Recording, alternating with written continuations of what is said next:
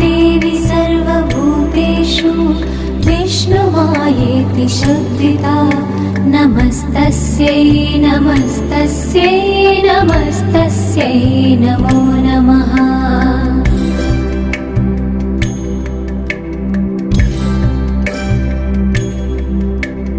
या देवी सर्वभूतेषु चेतनेत्यभिधीयते नमस्तस्यै नमस्तस्यै नमस्तस्यै नमो नमः।